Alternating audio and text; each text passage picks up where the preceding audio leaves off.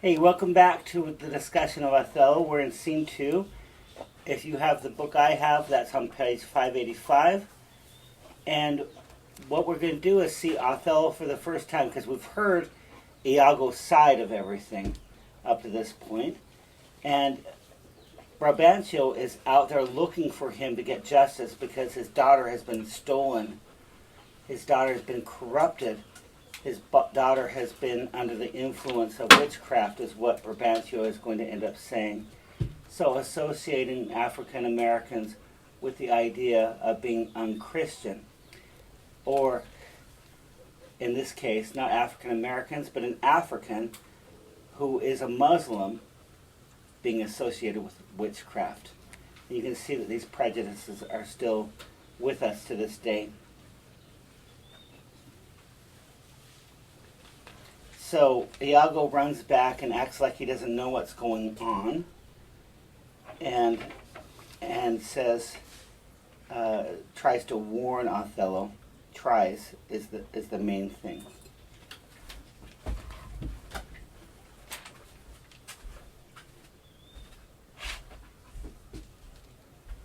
Now on page 587, or scene 2, verse 62. Brabantio ends up drawing swords on Othello, and he tells them, and I guess it's 59, "Keep up your bright swords, for the dew will rust them. Good Signor, you shall more command with yours than with your weapons." Because we're talking about a general, not the kind of generals that we have now who sit on the back of the lines, but a general who actually goes out and fights and kills people in the fight. So he's telling this old man who's a senator, Brabantio, "You don't stand a chance against me, so put your swords away." But Brabantio says, "Oh, foul thief." So I want you to keep track of all these epithets. And an epithet is a phrase or word of denigration. Now, Othello is called by Brabantio a foul thief. "Oh, foul thief, where have you stowed my daughter?" Now, I don't know about you all, but the only time I stow things is if they are like crates or suitcases. I don't stow people. Once again, referring to the daughter as a thing. "Damned as thou art, thou hast enchanted her." So, not only is Othello damned, he must be working magic on his bride. "I'll refer me to all things of sense. If she's in chains of magic, we're not bound."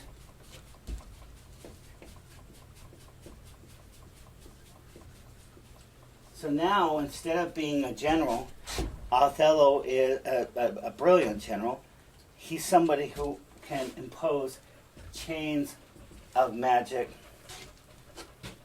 "Whether a maid so tender, fair, and happy, so opposite to marriage that she shunned the wealthy curled darlings of our nation, would ever have to incur a general mock." Okay, so he's talking about the curled darlings.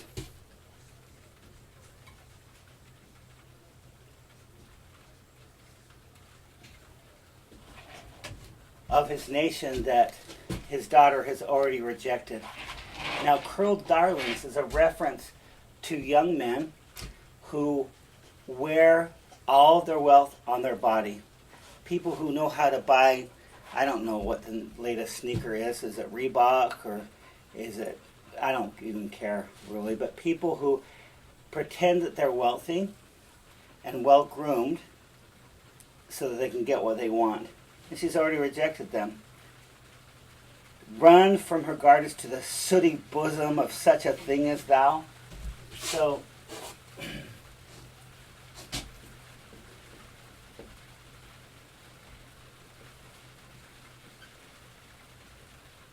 once again we have racist discourse where Othello now has a sooty bosom, meaning that he has a black chest. Well, duh. The man is black. But calling it sooty means it's already burned out, that something is bad about that. So, once again, racist discourse. Run from the garbage to the sooty bosom of such a thing as you. Such a thing as thou.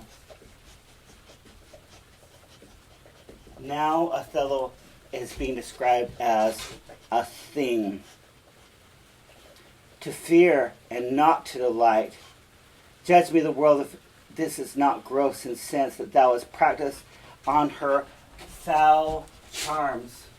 So once again, we go back up and we can add in foul charms. Apparently, when people fall in love and the parents don't approve, that means somebody has to be doing magic. Abused her delicate youth with drugs or minerals. So we have the sooty bosom thing using drugs and minerals to abuse Desdemona when he hasn't done any of these things. All right, he has not committed date rape. She fell in love with him by listening to his words, as we'll find out later in the scene. Which is a good way to fall in love, I think, when you get to know somebody. Not just think, oh, your body looks good, but actually get to know the person and what's inside the person. Get to know the person's history. 'Tis probable and palpable to thinking, I therefore apprehend and do attach thee for an abuser of the world, a practicer of arts, inhibited and out of warrant. So, Othello has now become not only his wife's abuser, but an abuser of the world. And for Brabantio, it's true that Othello is an abuser of Brabantio's world because he expected his daughter to marry a white dude. A white, wealthy dude, hopefully a connected, wealthy dude to the government. So we're just talking about sour grapes from the father-in-law. And arts inhibited. Once again, arts is shorthand for witchcraft. And so he orders Othello to be arrested, and Othello says to everybody that Brabantio has brought, hold your hands, both of you, of my inclining and the rest. Were it my cue to fight, I would have known it without a prompter. So this is Shakespeare pointing out theater. A prompter is someone who tells the actor on the stage the lines if they forget them. And so Othello is overtly saying, you are not the director of this play, meaning the director of my life. But Shakespeare is also drawing attention to the fact that this is a play, this is not reality, even though it echoes throughout reality.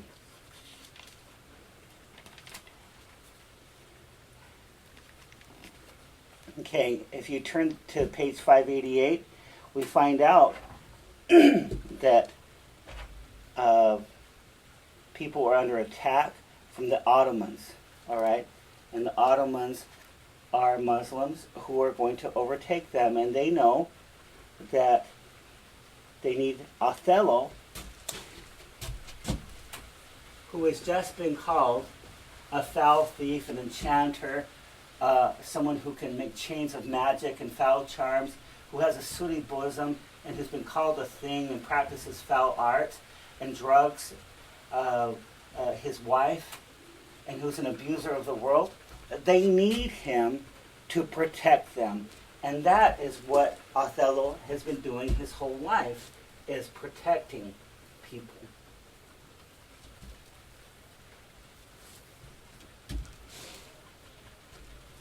And so the first senator, if you go to page 589 or to line 47 of scene 3, calls him, in stark contrast,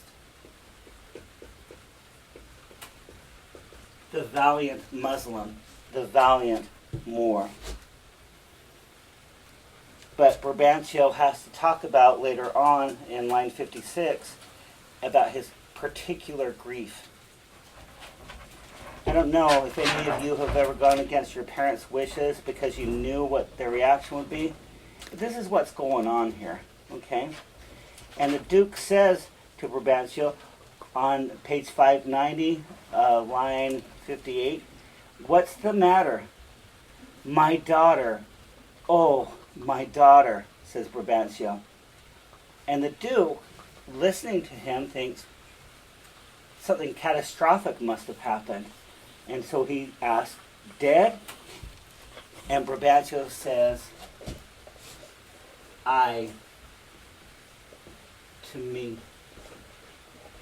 So because his daughter, Desdemona, has made a decision without his consultation, and knowing that he will be upset about it, he is saying that she is dead to him. And then he goes on to list all these horrible things Othello has done. And this is at line 61. "She's abused, stolen from me, corrupted by spells and medicines." And then he goes on to say, "Without witchcraft, this could not have happened." And he uses sans witchcraft. Sans is French.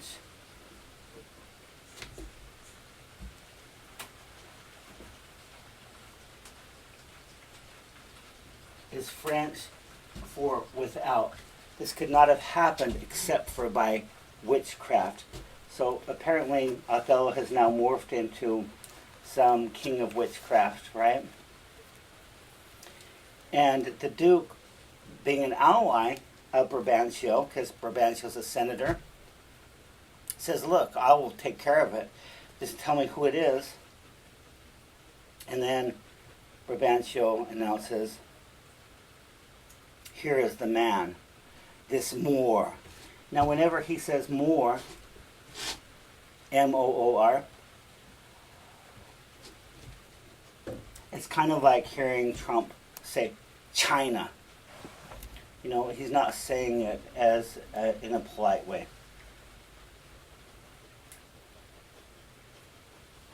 And then the Duke says, "What can you say to this?" And Brabantio interrupts and says, "Nothing. This is how it is. This is so." That's in line 74. And then Othello gives this great speech where he talks about rude am I in my speech. And he doesn't mean impolite.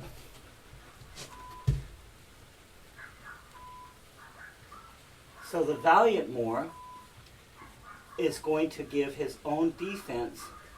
And what that's going to mean is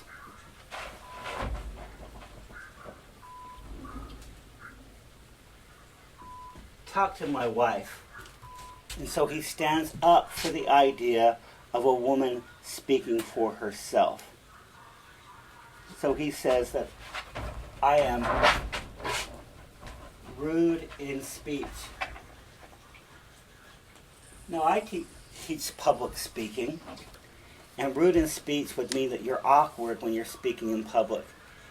And this is an irony that Shakespeare is choosing to use.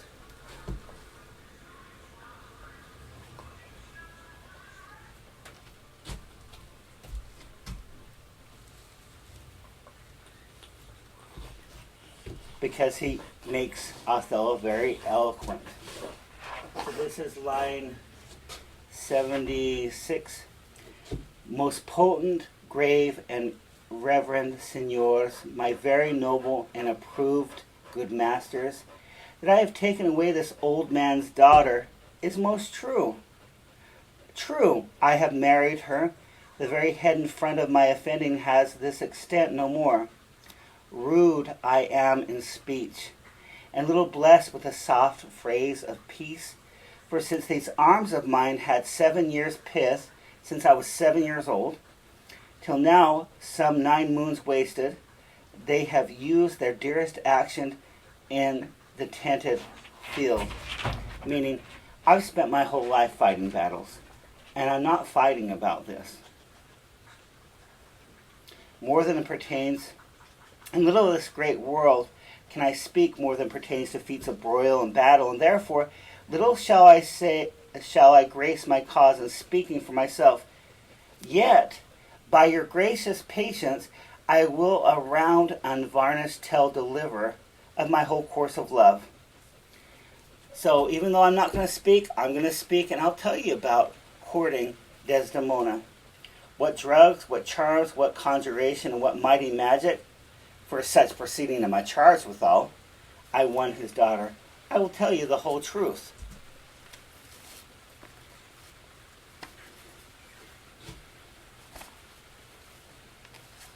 And so if you go to page 591 and line 113, Othello is speaking still, and he says, I do beseech you, send for the lady and let her speak of me before her father.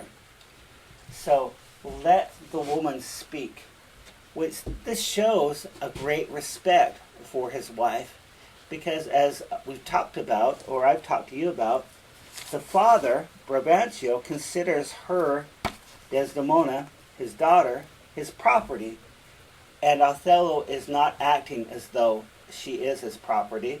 He's saying she can speak for herself.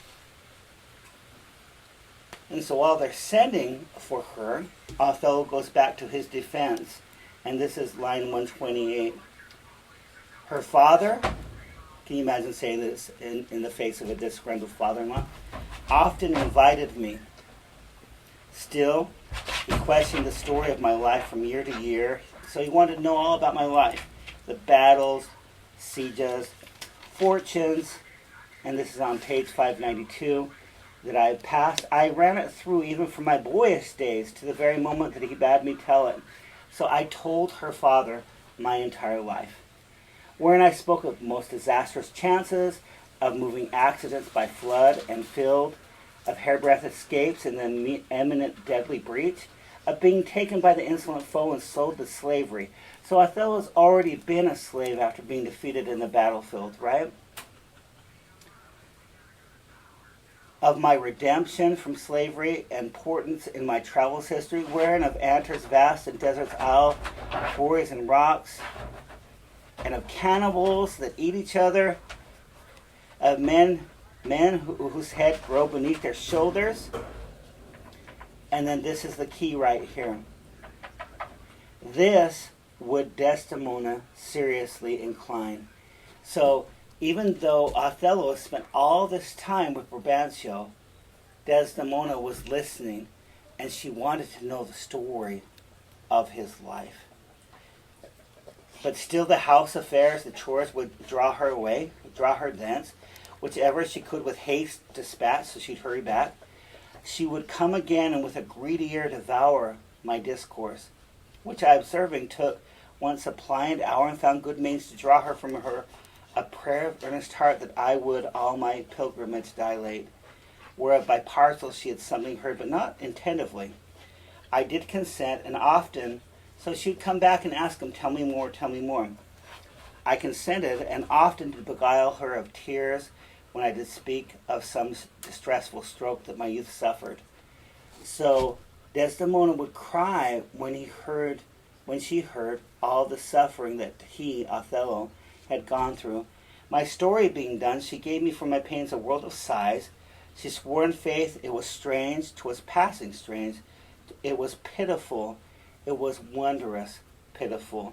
She wished she had not heard it, yet she wished that heaven had made her such a man. And she thanked me, and bade me if I had a friend that loved her, I should teach him how to tell my story. So, the other thing that's going on in this play is that Desdemona is much younger than Othello. There is an age gap, and so she says, please, if you've got a friend who's my age, if he could tell me that story, I'd be up with him, okay? And she said, that would woo her. Upon this hint I spake. She loved me for the dangers I had passed, And I loved her that she did pity them. Okay. So this is how people fall in love, is that they have empathy for each other, appreciation for each other. And this is the wooing witchcraft that Othello has given to Desdemona prior to their marriage. This is the witchcraft I've used. And here she comes, and let her witness it. Now if you go over to line 180, Desdemona says, because she has a responsibility to her father in the idea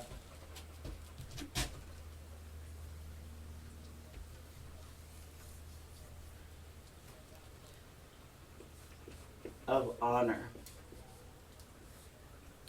And she says in line 180, "My noble father,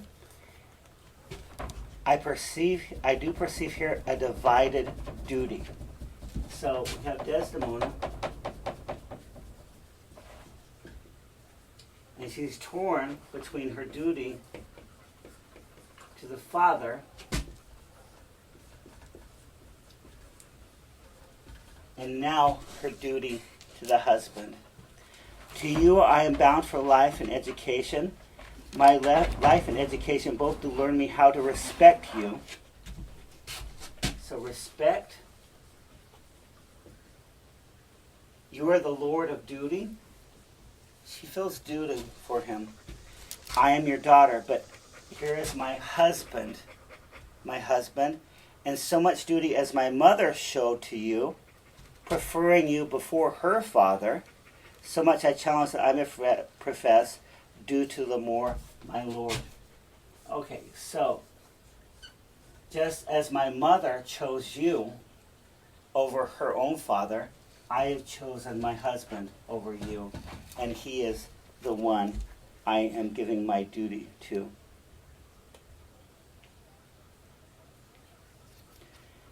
And Brabantio, as earlier on he told fathers to watch out for their daughters and not to trust them. If you go to line 195, "For your sake, Jewel, I am glad as soul I have no other child." Can you imagine if your mother or your father looked at you in the eye and said, "I am so glad I didn't have any more babies because you are such a disappointment." And that's what he's telling her. I am glad I have no other child.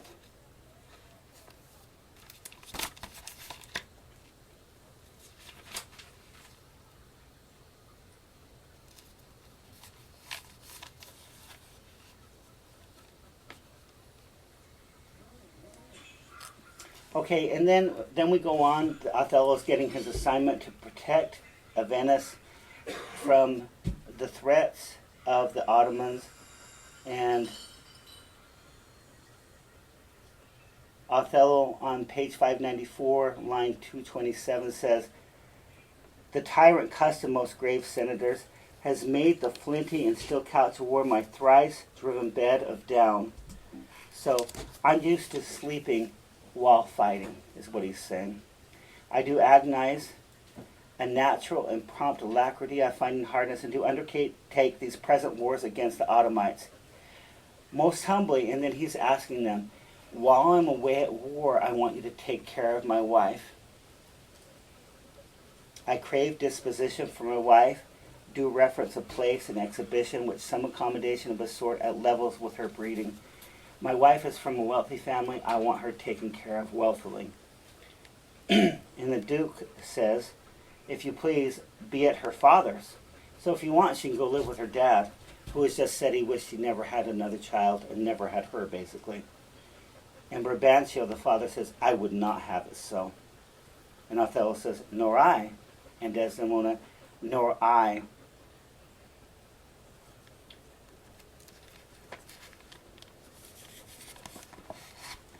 And then down on line 246, about 247, the Duke asks Desdemona finally, and she says, "That I did love the more to live with him." Okay? I want to live with my husband is what she's saying here. And I already if you go over to 258, I consecrated, my soul and fortunes consecrate. I already gave him everything I have. And I have a heavy interim, shall support by his dear absence. Let me go with him. I want to go with him to the battlefield. And then once again, Othello says,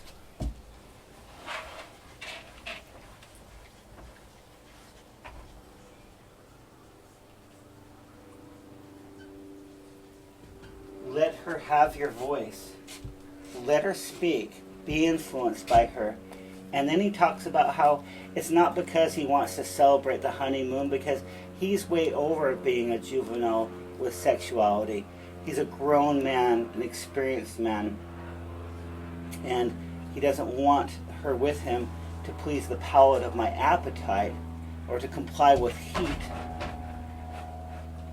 But he wants her around because of her mind, her bounteous mind.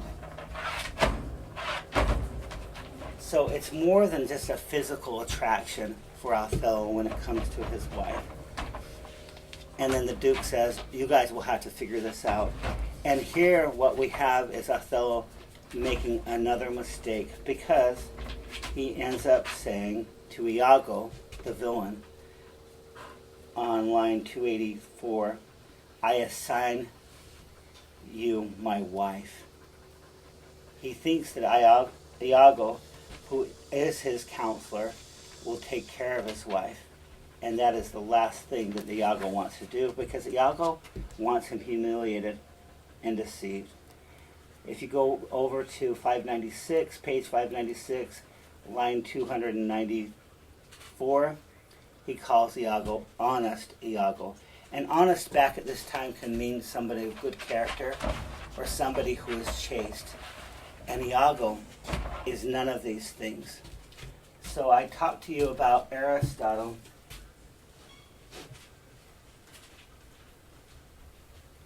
And how there are the three unities. In all tragedies, the protagonist, the star of the tragedy, needs to have a fatal flaw, or a tragic flaw. And for Othello, one of them, because you don't have to, we can say tragic flaws, he trusts too much, or he makes assumptions that are not true. And that will end up being his undoing, as well as the end of his wife's life. So Othello exits, and we have this nice little these lines from Iago on 307, lines 307. I have looked upon the world for 4 times 7 years, and since I could distinguish betwixt the benefit and injury, I never found man that knew how to love himself. Ere I would say I would drown myself for the love of a guinea hen, I would change my humanity with a baboon. So Iago says that if he found a man who loved himself, he would give that away and become a baboon. Now, I don't know. I think he is being kind of an evil monkey during this play. And Rodrigo, his dupe, his lackey who is exploiting for money, says on line 313, what should I do? I confess it's my shame to be so fond, but it's not my virtue to amend it. Because Rodrigo is thinking, I'm disappointed because I want to get into Desdemona's pants. And that's what I've been paying you to do, is to see her so that I can sleep with her. And Iago says, virtue is a fig. 'Tis in ourselves that we're thus or thus. Our bodies are our gardens. So Iago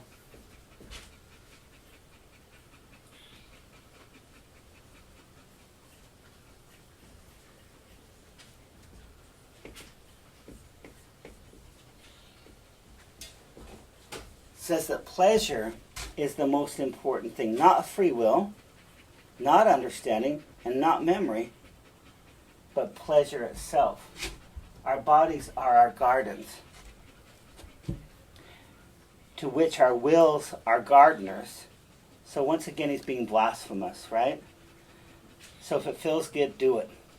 Or what is that bullshit? YOLO, whatever. I'm having a Pepsi, YOLO. I'm so glad that stuff has gone away practically. Okay? So instead of having free will and choosing right from wrong, Iago is embracing the idea of you should always choose lust. And then he goes on to talk about his own lust. Rodrigo wants to get in bed with Desdemona, but he's so dispirited because now she's married and he's thinking he might drown himself. And Iago's like, really? Come on. So if you go to line 325, it is merely a lust of the blood and a permission of the will. Come, be a man, drown yourself? Go drown cats and blind puppies. Now, I'm sure many of you have had puppies, and think about when puppies are blind. Puppies are blind when they're newborn. So instead of committing suicide, why don't you take out your angst on little kittens and little puppies? Now, I have 3 dogs at my house. 2 of them are puppies, but they're about 6 months old now. Maybe a little more. They're not full grown. I have 15 cats around my house, 10 adults and 5 kittens. I would never think for a minute of drowning them to console me. This is how Iago takes something that's good. Because what are the most popular videos on YouTube? Cat videos, right? And he takes the good and makes it evil. I have professed me thy friend, so I've told you I'm your friend, and I confess me knit to thy deserving with cables of perturbable toughness. I'll always be your friend. When someone starts saying that, you know I'm your friend, so you shouldn't do what you want to do. Probably you got a problem there. Follow thou the wars, defeat thy favor with an usurped beard. I say, and now we'll get this phrase that is so important to Iago and his relationship with Rodrigo. And I want you to notice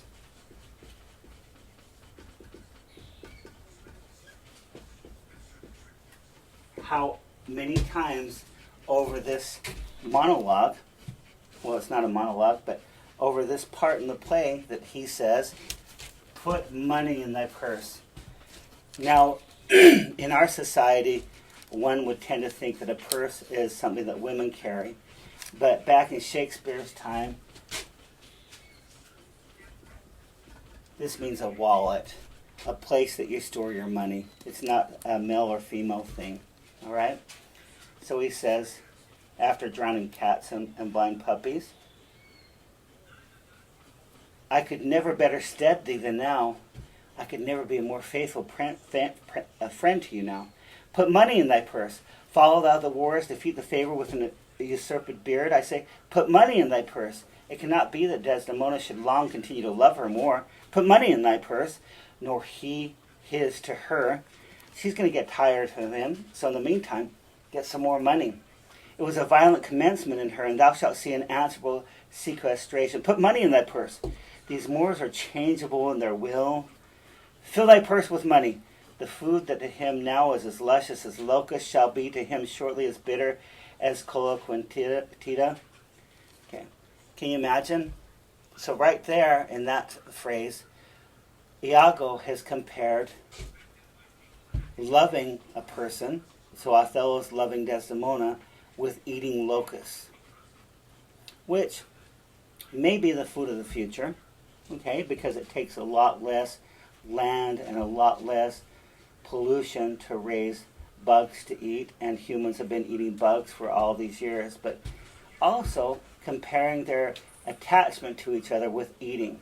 So if Othello is eating locusts, Desdemona it makes her the food and an insect.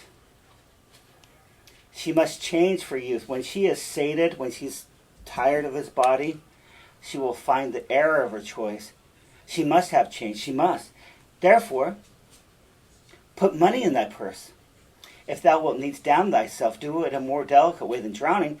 Make all the money thou canst. If sanctimony and a frail vow betwixt an erring barbarian, so now he's a barbarian, which is, I would be a barbarian now, bearded one. That's literally what it means. And a super subtle Venetian, be not too hard for my wits and all the tribe of hell. Thou shalt enjoy her. Okay.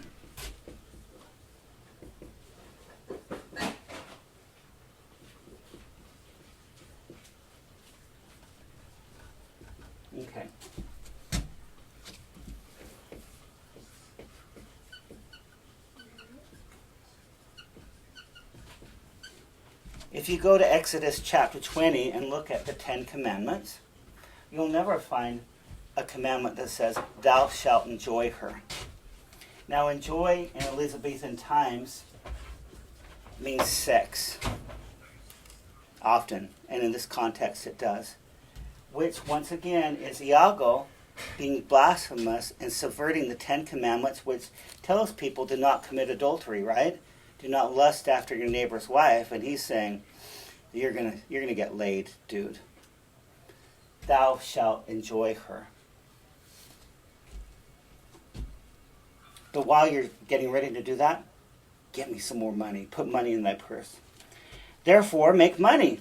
A pox of drowning on thyself. So keep that out of your mind, killing yourself. 'Tis clean out of the way. Seek thou rather than to be hanged encompassing the joy, than to be drowned and go without her. So stay alive so that you can be in bed with her. And Rodrigo in 345, line 345 says, wilt thou be fast to my hopes if I depend on the issue? Can I trust you so that this will happen? And he says, thou art sure of me. Of course you can trust me. Go make money. I told thee often, and I retell thee again and again, I hate the Moor. My cause is hearted. Thine has no less reason. So I have a cause, I hate the Moor, and your cause to sleep with Desdemona is as good as mine, and I'll help you out. Let us be conjunctive in our revenge against him. Meaning, let's take revenge together.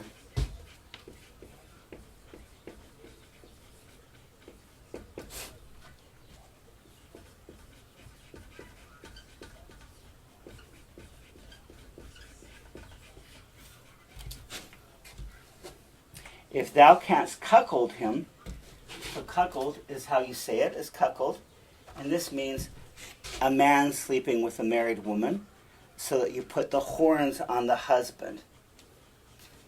So he becomes a fool, he loses his honor. So if you can cuckold him, thou dost myself a pleasure, I'll enjoy every second of it. It will be for me a sport.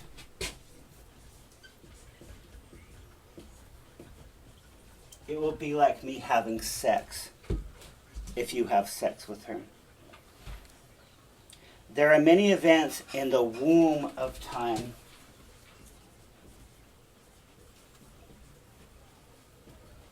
Okay. All of us came from our mother's wombs. Now Iago is going to make the womb itself filthy because of how he perceives the world, all right? There are many events in the womb of time which will be delivered, just like all of us were delivered, right? Traverse.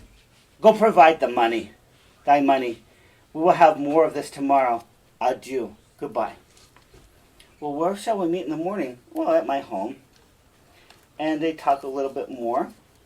And Iago says in line 359, just before Rodrigo leaves, go to! Put money enough in your purse. And Rodrigo commits, I'll sell all my land. So in order to sport, in order to cuckold, you exchange property, all of my land,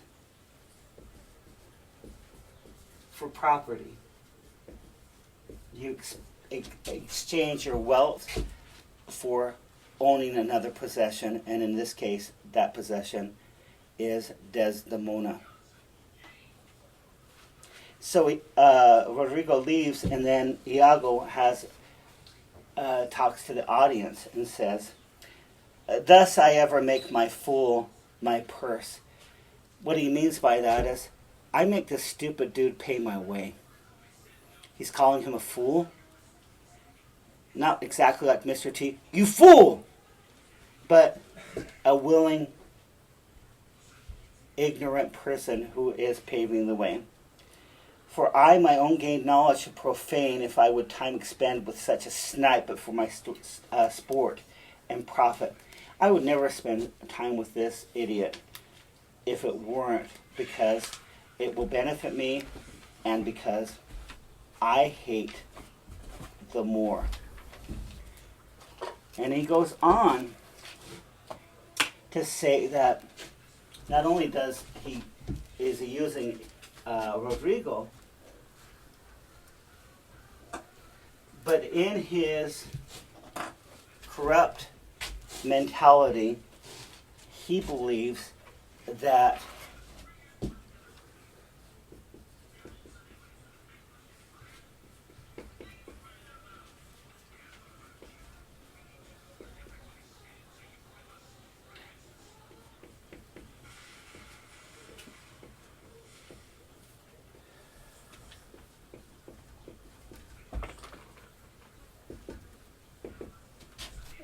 Othello has been twixt his sheets and done his office. Meaning that I believe that Othello has been sleeping in my bed with my wife, and he has taken my place, my office, as the husband.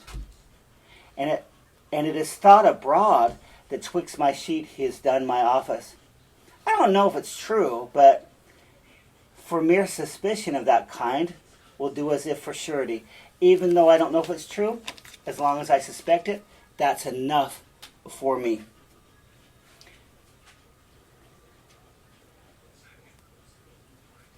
And then he talks about how he's going to go about harming Othello to the audience, okay?